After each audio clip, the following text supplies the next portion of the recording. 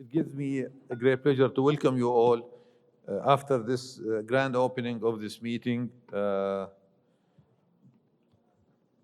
And this session is dedicated to the issue of women economic empowerment in Jordan, reflecting on Norway's experience. We want to highlight some of the main issues related to the topic that is between our hands.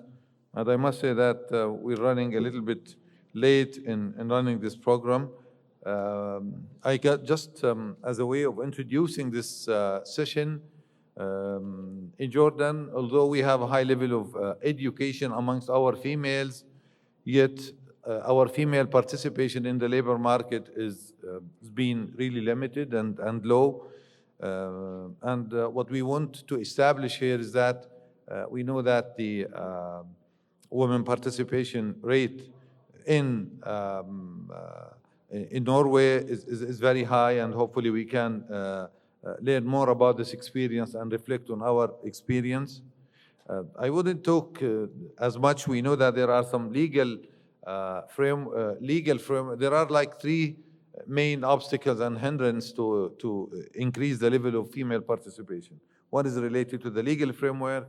One is related to the social norms and who is in charge of the family and who should be the breadwinner. And one is related to the structure of the Jordanian economy and the kind of jobs that we're creating and the role that the public sector is playing, and which is desirable and more desirable for the female to join the labor market in the case of Jordan, unlike the working conditions in the private sector for that matter. So these are probably the main three pillars or hindrance and factors that hinder the participation of female. A very short quotation from Her Majesty Queen when she said that increase the female participation is not only about gender equality, it's also a smart economy, because then you're utilizing the whole resources in your economy. So with this short introduction, and I know that some, if not, I would like to invite Her Excellency Ayzlin, Norwegian Minister of Trade, to address us in this topic. She is the Norwegian Minister of Trade and Industry since 2020. Basically, this is new. She also served as a Minister of Higher Education from 2018 until 2020. She was elected to the Parliament since 2013. Please, the floor is yours, and I appreciate that she has to leave us immediately after she delivered her speech. So, please.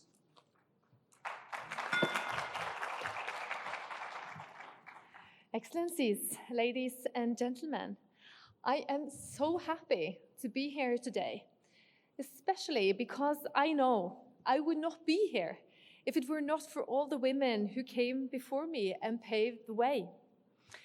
I want to start by thanking Jordan's Strategy Forum for organizing this very important seminar. And I want to thank all of you who are here today. It is encouraging to see so many people who care deeply about making this country better for everyone. Supporting women in the labor force and supporting women entrepreneurs is the right thing to do. It is the smart thing to do. It is right because everyone deserves a chance to make his or her own way in life. It is smart because women's participation and economic growth go hand in hand. No state can fully reach its potential without including women in their labor force. When businesses look for new places to invest, they look for places with a healthy business environment, an environment where people are promoted for their skills, not their connections. Where you get ahead by working hard, not by having the right gender. When companies hire new employees, they need the best person for the job. When men and women participate on equal grounds, companies get better employees. For Norway, policies to promote women's participation has been necessary. We are a small and an open economy. We are vulnerable to changes in the global market and depend on a strong labor force to keep our economy growing. And that is why we need all the best minds we can get, male and female. Later in this seminar, you will hear about anti-discrimination work in Norway. And I'm proud of what we are doing. And I'm proud that we are moving in the right direction. But we are not there yet. We still have a gender-segregated labor market in Norway, where women tend to work in sectors of lower pay. And when it comes to the private sector, only 30% of the entrepreneurs in Norway are female. We have not yet reached the full potential of female entrepreneurship in Norway. And this is an issue close to my heart. Last year, the Norwegian government made an action plan for female entrepreneurship. We have, I understand we have brought copies, so feel free to read the recommendations if you are interested. Our goal is to open doors for all entrepreneurs to make the leap from idea to action. From the action plan, I would like to stress the importance of a strong culture for entrepreneurship. Our best measure in this regard is our education system. We need to enable female students to participate in student-run enterprises, businesses, and hackathons.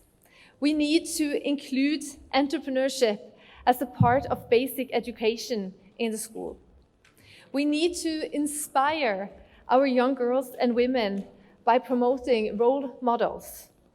And therefore, we launched an award called Female Entrepreneur of the Year in 2009, hoping to continue to inspire more women to start their own companies. Likewise, I know that Jordan has an impressively high educational level for women, which needs to translate into the labor force. Your country has adopted a 5-year Women's Economic Empowerment Action Plan, aiming to increase women's labor force participation rates to 24% by 2025. This is a very important step towards reaching gender equality.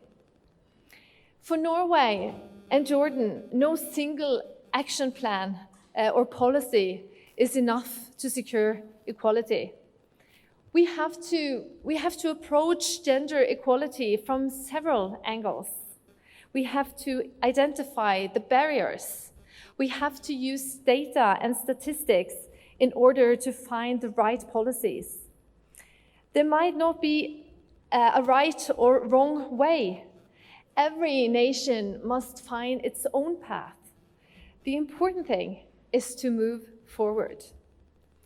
And most important to any progress is a real commitment to gender and equality, a real understanding that more women in the workplace and in business benefits everyone. This is about making use of all our talents and resources, regardless of age, background, or gender. For Norway, getting to where we are today has taken time, it has taken commitment.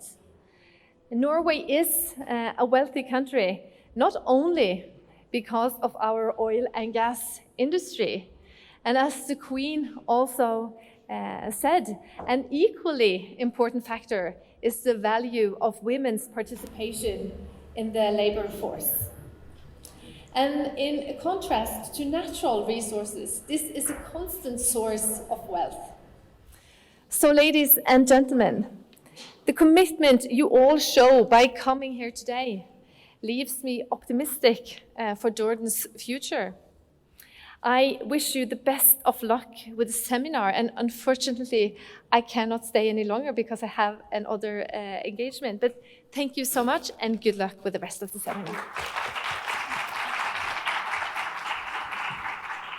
Thank you.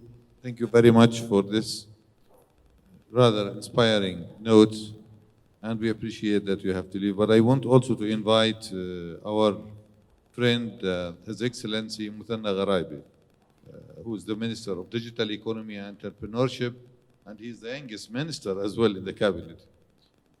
He came from an IT background and served in several countries, and he have this Scandinavian, I would say, connection when he works probably a long part of his career with Ericsson in several countries. So the floor is yours.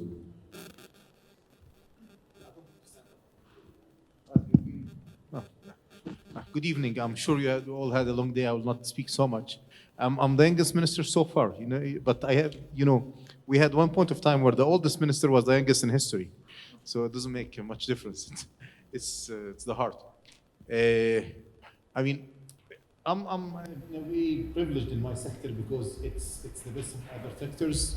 And, I mentioned the example about equipping people with 21st century skills. For all the upskilling programs we have done during the last year, 70 to 80% were females. I mean, we're not finding a challenge in finding females who are working in technology. The tough part is finding good committed males to work in that sector. But unfortunately, when they join the working force, in a few years, they have their first baby, and it becomes much more complicated. And this is one of the major barriers for working in any sector in Jordan. Transportation, daycares, and pay equity. We're proud in Jordan that we have tackled 2 of those issues. Daycares, now it's in the law. If there are 15 moms or dads, and I really hate positive discrimination towards females because it turns the other way around. People will stop hiring females because they don't want to open daycares. And I can brag a little bit. My first decision in the ministry was opening the daycare. It was the second day after Eid, Samira was there. I called her, I said, do we have a plan? Or she said, we have the design, but we need just the budget. So we cut one project and we made the daycare. And it was, I'm really happy, although I'm losing the female employees because they need to take their kids a bit, Lisa.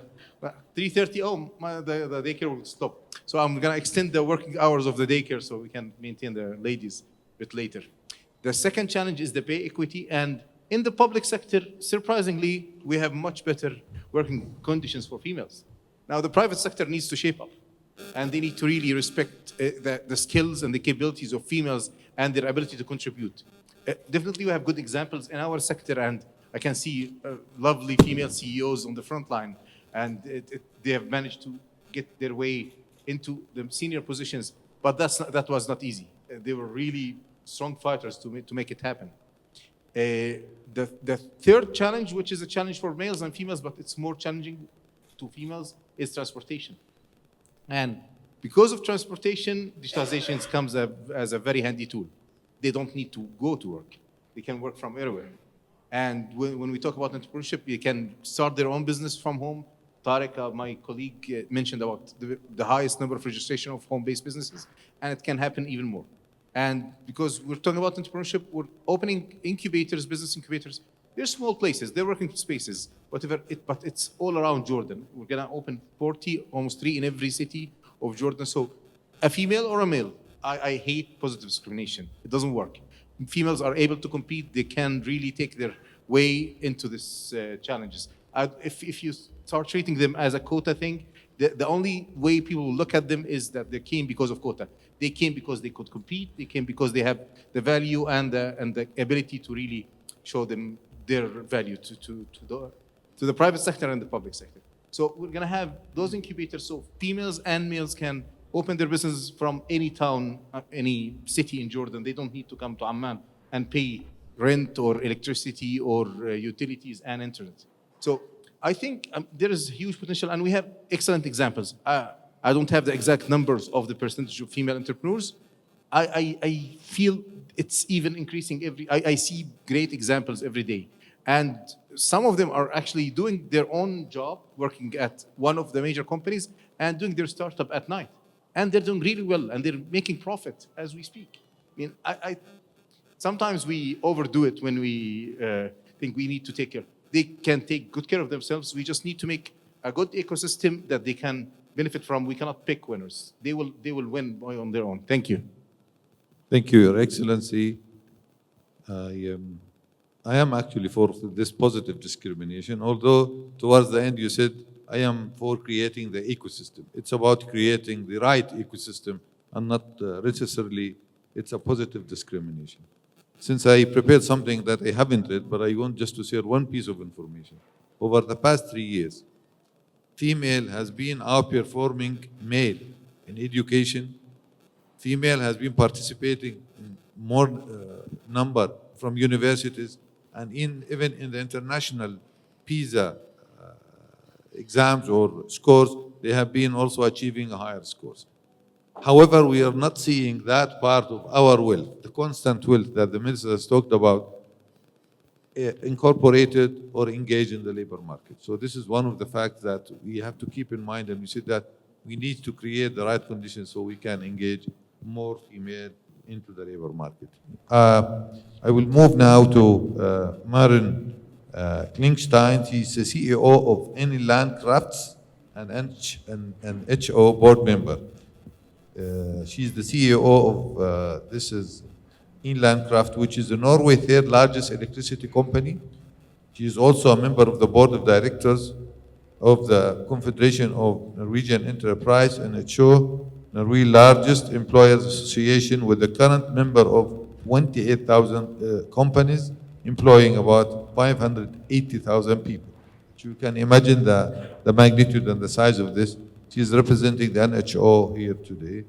And I want to, my question is related to, female participation or representation on the board of directors. The floor is yours.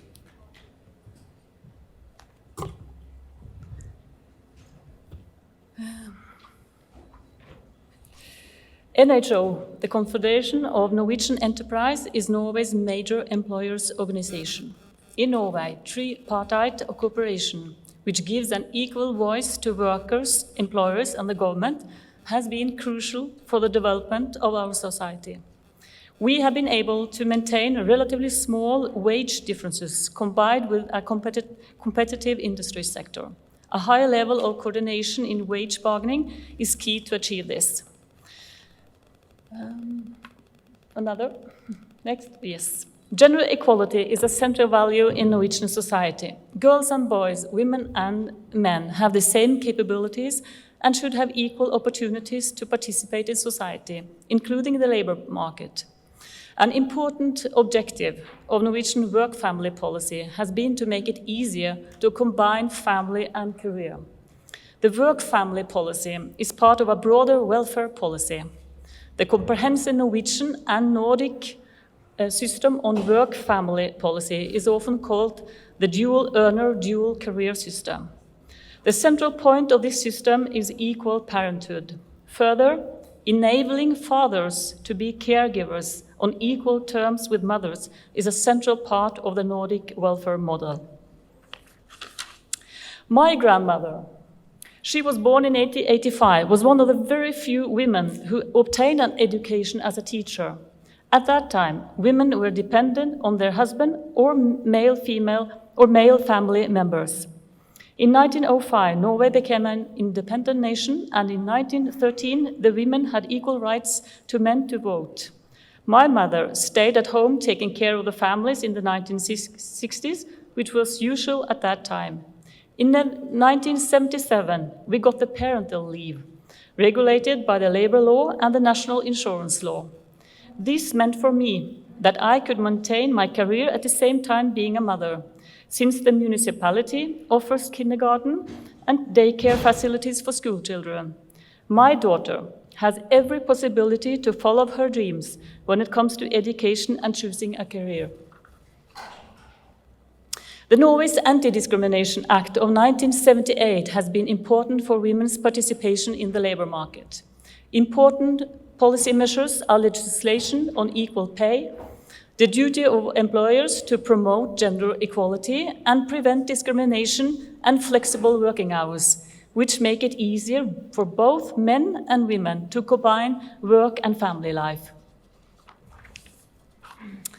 Since the beginning of the 1970s, the labor participation rate in Norway for women has risen to almost 85%.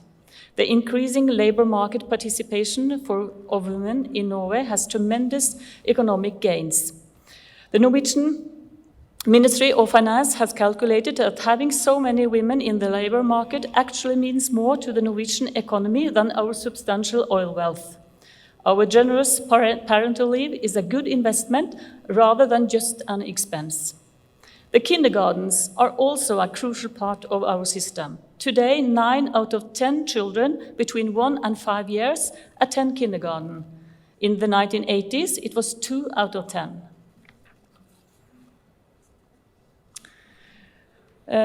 In the public sector, there is a majority of women in leading positions. The Prime Minister and Minister of Trade and Industry, the Minister of Foreign Affairs are all women. However, when it comes to the private sector, there are few female CEOs. To address this issue, a law demanding 40% of each sex on the corporate boards of public listed companies entered into force in 2006. However, in 14 years, little has happened to the recruitment of more female CEOs. The NHO runs a very successful talent program for female managers called Female Future. The program was meant to give NHO member companies access to a larger pool of talented candidates to choose from when recruiting for board and leadership positions. More than 800 women have participated in Norway so far. 2 out of 3 have been promoted or asked to sit on a board since completing the training. In 2010, the Female Future program was introduced to Africa. We introduced it to Uganda, Kenya, Tanzania, Ghana, and Tunisia, and it has been very successful. According to McKinsey Global Institute, if women participate on an equal footing with men in the labor market, the global annual gross domestic product will increase by 26% by 2025, equivalent to $28 trillion. In other words, working globally for a better gender balance in working life will pay off. Thank you for your attention.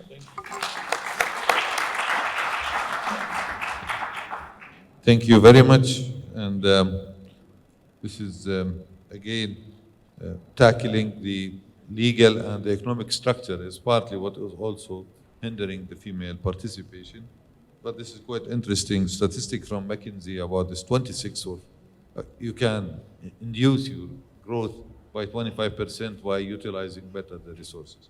We might disagree on the percentage, but definitely engaging our, at least in the case of Jordan, we have a high degree of educated female that are not joining the labor market. So it makes it even, the negative impact of not joining the labor market is even higher.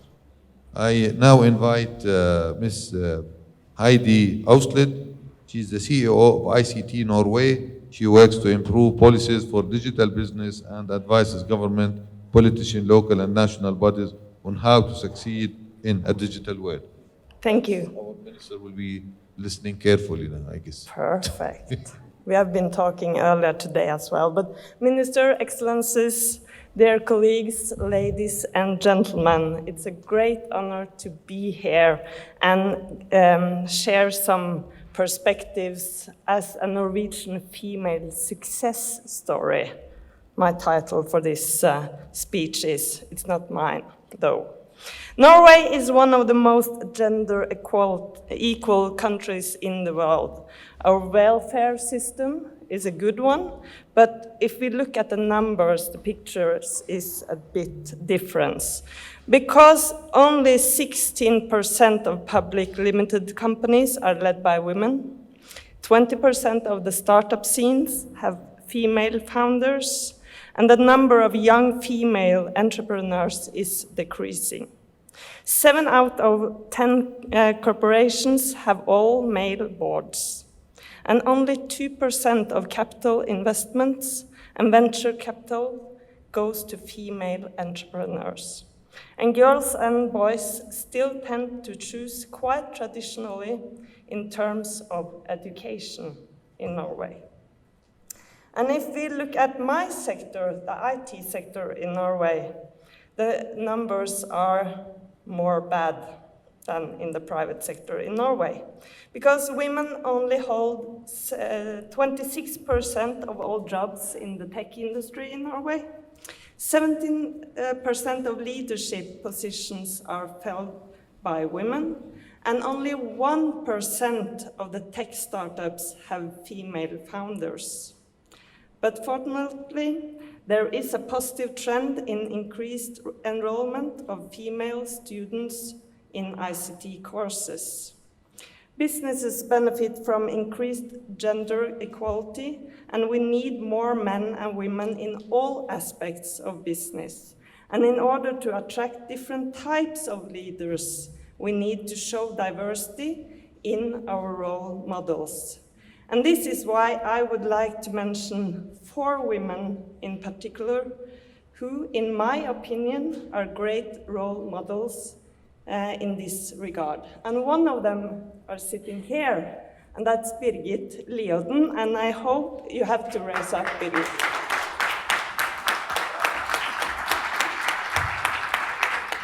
I hope you all have time to talk with Birgit later today or after my presentation, because you are one of my role models. Thank you, You so are. much, Heidi. It was a surprise for you, wasn't it?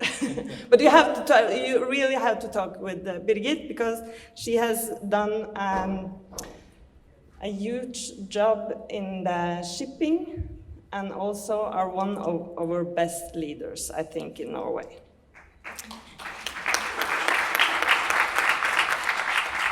And I also want to show you some others that I really admire. So then you can switch to the next. Because 2 of them are Karen Dolva and Anna Holm Heide. They created No Isolation in 2015. And No Isolation is a tech company which creates digital solutions aimed to preventing people from being isolated from the society, both working life and also the social life, and thereby reducing the prevalence of loneliness. And these women have created the AV1, which is a robot designed to enable children suffering from long-term illness to continue their education and socialize with their friends. And they have also created, for the elderly people, thing called KUMP, which is a device which helps the elderly to easily communicate with their families and to remain active participants in the society. And next. And then I want to introduce you to Susanne Holtzweiler. She's the founder and chair of the Norwegian fashion label and brand Holtzweiler. The brand is for modern and ambitious women and men. And this private company was founded in 2012 and currently has around 80 employees, which, with a revenue of 150 million. And they have also become a pioneer in the Norwegian fashion and is being sold all over the world. And those 4 women, Birgit, Karen, Anna, and Susanne, are women to pave the way, who paved the way. Increasing the number of female entrepreneurs has an effect, not only in Norway, but all around the world. It shows us how girls and women can be ambitious leaders, no matter what stage of their lives they are in. And then the 5th one, it's myself.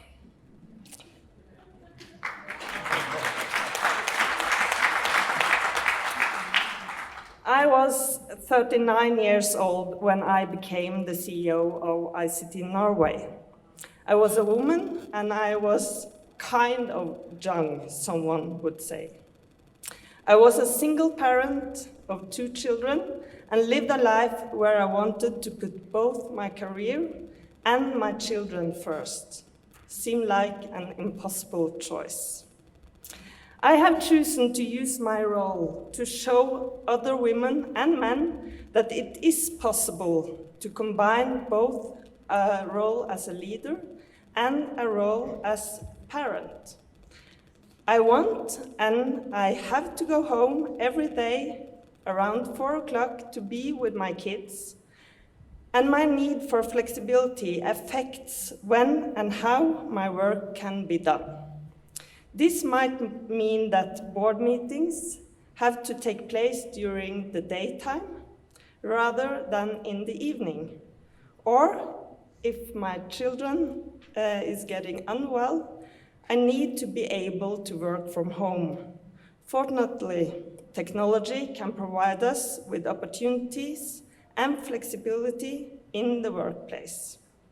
2 years ago, I was the winner of an Equality Award in Norway, and I'm really proud of that.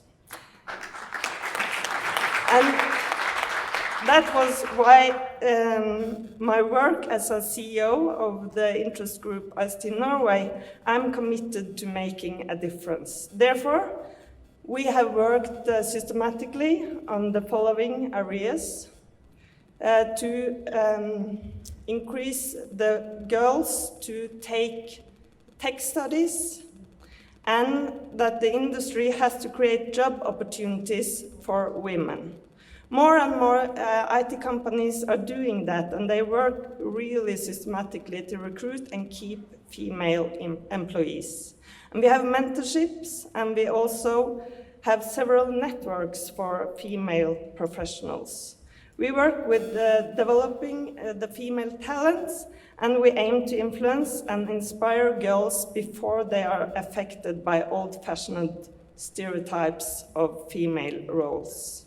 This is also the reason why I launched the initiative Girl Tech Fest 5 years ago, where girls between the age of 9 to 12 are given the opportunity to be taught how to code by female coders. And this has been a success in Norway. I hope and I think that we have to create a space for women in business. Then we need to address not only the potential cultural challenges, but we also have to demand increased diversity in leadership roles and in boardrooms. We need different kind of men and different kind of women.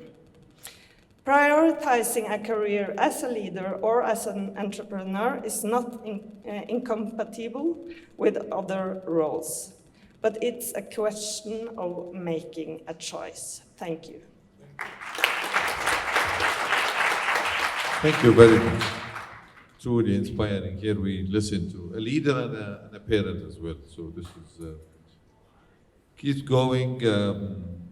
Sarooj Kumar is the regional director for the Mashriq region, the World Bank Group. He worked in several countries and covered several regions, including countries in transition, countries stricken by conflicts. And now he is overlooking the Lebanon, Iraq, Syria, Jordan, and Iran. If you look at these countries, you can imagine how difficult it is to achieve growth. How about increasing or focusing on economic growth that is somehow female-oriented in a way? So, Sarooj, the floor is yours. Thank you. And first of all, thank you very much, Jordan Strategy Forum and the Norwegian government and Embassy of Norway for inviting the World Bank to be on this panel. Gender equality is one of the central objectives of the World Bank Group. And we are very strongly committed to making gender equality as part of economic development work around the world. But let me turn this story to this group of countries that you mentioned. Although not that relevant for this discussion, one thing I do want to say, which I strongly believe in, is the role of women in building peace and sustaining peace. It is not relevant for this discussion, but it's very important to bear this in mind in this region. Because what is happening now in our region in the Middle East, I think the reason why women are not in the political space, they don't really have a voice. That is why what you have currently we are going through in our region.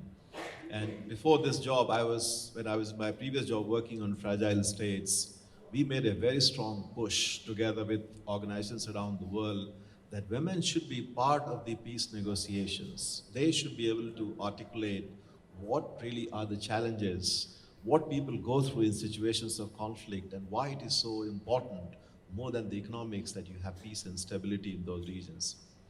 But coming specifically to the situation in the region. So I want to put a statistics because Her Excellency, the Minister of Trade from Norway, talked about the McKinsey study and global studies.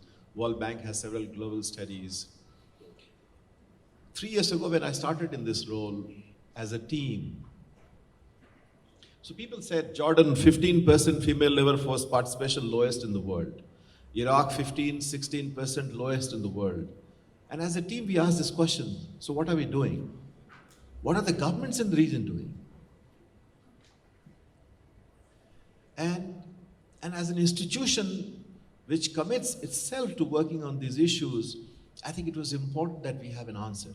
And we started asking this question to our counterpart government ministers and officials in Jordan, in Iraq, in Lebanon, and also our partners. What can we do differently?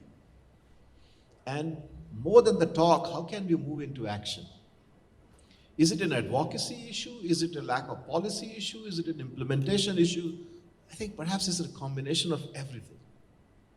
So this kind of led to creating a platform for government, private sector, international community to come together and really put the issues at the center of our development engagement in the region. And that is how the Maastricht Gender Facility was born, with support from Canada, Norway, Jordan, Iraq, and Lebanese governments. And each country put forward a 5-year action plan to really make progress on female labor force participation. And Jordan made a commitment that from 15% they will go to 24% by 2025. Iraq and Lebanon also made commitments to increase the female labor force participation by 5% by 2025. And of course, this action plan has a number of very detailed activities that will be undertaken by all the countries. And the bank will be working very closely with the 3 countries to help accelerate the implementation of the program.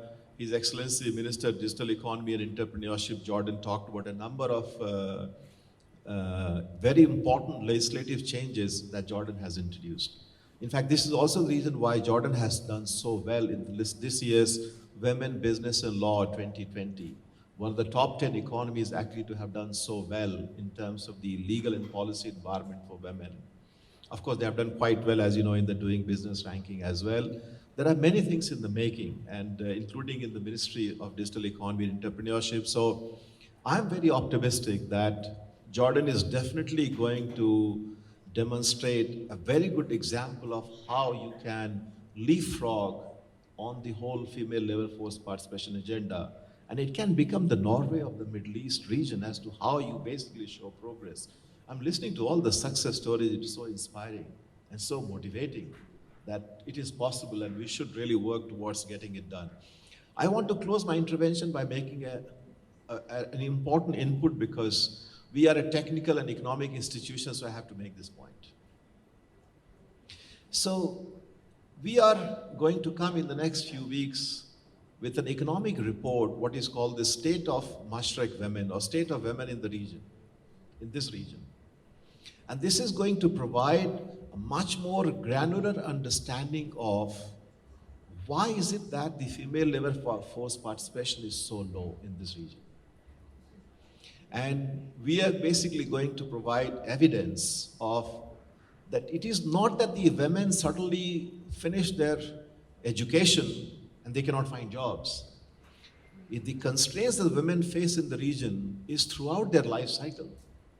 From the time they are born, lack of access to early childhood education, from the time they are in the school, and when they enter the labor market, and when they get married, and when they have kids, the constraints are extremely severe at each and every stage of the life cycle of the women. So please stay tuned for the report, which is going to be published next month. It will provide a very detailed, granular understanding of what really matters for women and what exactly we all should be doing. And there is an important statistics which is coming in this. So what we did is we basically looked at last 10 years data we had on the economy of these countries. What has been the average annual economic growth of our countries, Jordan, Lebanon, and Iraq? What has been the contribution of women in the gross domestic product of these countries. And then we have tried to project that if they implement what they committed in the Mashik Gender Facility Action Plan to increase the female labor force participation from 15 by 5% to 24 by 2025, what will the average annual growth of Jordan look like? So here is the secret of the numbers that I want to share with you only for Jordan. So from 2000 to 2017, the average annual economic growth of Jordan is about 1.7%, 1.8%. And according to our analysis, out of this 1.7%, 0.5 percentage is the contribution of women in Jordan. Okay? 0.5 out of 1.7, 2000 to 2017. If these countries, if Jordan meets the target of 24% female labor force participation by 2025, and they continue on the same trajectory, in the coming 10 years, if only women worked in the economy, the increase in the contribution as a result of the women's contribution to the economy would be 2.5%. So what you will see possibly is a 5 times increase in the contribution of women to the gross domestic product of Jordan, which means that everything else remaining equal, Jordan's economy will grow by 2.5% more than it would have grown otherwise. And that would be only because of females' participation in the labor force going from 15% to 24%. Of course, we know that Jordan is also embarking on major reforms in labor market, in the digital sector, in broadly regulations, in all the sectors, creating a more level playing field for the private sector, foreign direct investment reforms. So I think a lot of other reforms are happening, which should give Jordan the advantage of a multiplier effect. But what it shows basically is that we all know that investing in women and getting women to participate in the labor force is smart economics. But you will have the numbers next month for all our countries. And we'll try to get data also at the sub-national level for our group of countries. Thank you. I'm sorry I've taken a lot of time. Thank you, sir. And definitely we'll be eagerly waiting for that report, which is, I hope, will enlighten and inform us. Unfortunately, we're running really very late because I know our Norway have to get ready and join a dinner in the palace. So guys, we need to spend like the last 5 minutes, let's say, asking Nisreen and Rasha to reflect on their also success stories, working in the private, public domain.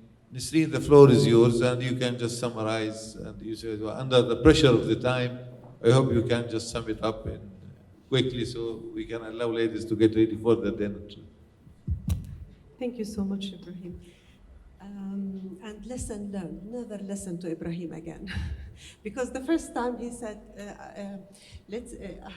I asked him that I want to do a presentation. No need, Nisreen. And now, please try to summarize in 1 minute. Nevertheless, I would really thank you for giving me this opportunity to be in this excellent forum. And I would like to say that in this year, 2020, I'm actually completing 30 years of work. 50% of my work was in the government, and 50% of my work was in the private sector, so you can tell my age. However, I would say that being in the public sector was easier, much easier, than being in the private sector. 15 years ago, when I decided to go to the private sector, it wasn't an easy thing, and also being an entrepreneur myself wasn't at all an easy thing. However, I would say that Jordan is we are lucky in this country where we are very persistent, continuous in our agenda towards the empowerment of women. And it's not only the country, but the women themselves, because if we could go back to the history, to 1946, we see that women associations, women unions, women movement at large started in Jordan, and actually it moved and spread to the other countries. So it was a will of the women, and the government came later on as a follower towards that. I'm not going to repeat the achievement that the women did in terms of education and health, for example. Numbers says that we are almost bridging the gap when it comes to education and health, and we are superseding male in terms of education by 1 year of learning, which is very good, and this is an intellectual capital that we need to invest and use and utilize to the much of what we can in order to create the growth that my colleague mentioned earlier. However, if we look, and also if we look at the political domain, also it was very, very impressive, especially in the judiciary sector. And if we look at the different positions that they were able to get into, and here we are talking about a fair competition. There is no quota, there is no positive discrimination. Although I'm with Ibrahim as well that the quota is good, because if we looked at the parliament representation, if we look at the councils, municipalities, decentralization, governorate councils, we see that they have superseded whatever quota is there today, which means that we were successful in terms of paving the way, and they were successful in terms of moving ahead. What we are not really doing well is being in the economic sphere. And here we see women tendency is going towards the public sector rather than the private sector. And in order to achieve the economic growth, which is a challenging thing in the coming period, knowing whatever circumstances that we are living today, this is a big challenge. And if we look to the analysis more, why women tend to go, why 80% of those who are applying to the civil servant bureau females from the total, while very few decides to go to the private sector, we go back to the point that His Excellency mentioned earlier, which is the decent work environment, the ecosystem. The ecosystem still needs to be worked on at a large extent in Jordan, and we need to work on that. I agree that economy has to be smart, and we have to be smart in encouraging women to be there. And I thank you so much. I'd like to stop here. Thank you very much, Nisreen, and sorry to push you, and now I'm pushing Rasha for the last word. This But is I know not easy that for a lawyer, but I promise to be brief. she's our young rising lawyer, so. So I'll be very brief, honestly, I understand. I'm very, very honored to be here today. We're a local law firm that have become international. Yes, we have faced many, many challenges, but today I want to talk about mindset. A challenge is a challenge. Sometimes it's even something that throws you completely out of your comfort zone. But that's exactly what put us on the path of becoming international. The problems, the challenges, everything, it's a mindset. Every working mom in this room and the colleagues who have already left and my colleagues here, they understand how difficult it is to juggle between the professional and personal life. Yeah, okay, I let that pass. Lisa, you talk to His Excellency afterwards and explain. So I understand. Now more and more the inclusion is there. I can't do it without my husband's support at home, without my daughter's independence, without my parents, my family. But that's it, the challenge has actually brought us together. Now, if we look at it as a limitation, yes, that could always hold us back. But today we are all families that are working towards improving, towards excelling, and we are all workers in space where we exchange knowledge and information. We have become international. We have been recognized with the Legal 500 and the IVLR 1000 and the Chambers and Partners.